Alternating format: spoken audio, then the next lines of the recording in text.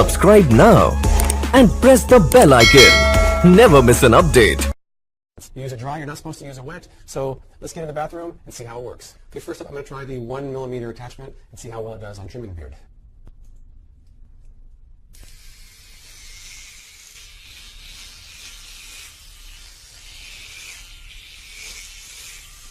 I mean, it's definitely trimming the beard here. I'm not sure if I'm supposed to go against the grain for the trimming or just for the shaving. Let me try the trimming since I'm going to shave off anyways.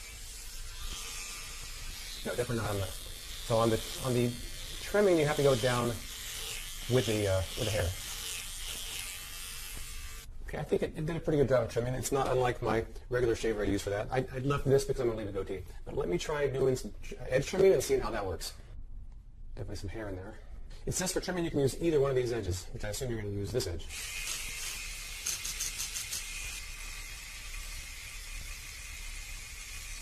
The blade to be warm, which the directions say is normal. Okay, there we go. I have to trim that up a little bit later, but that's the effect of it. I mean, I still feel a little bit of stubble there. I mean, down grain, I don't feel too much. Up grain, a little bit of stubble.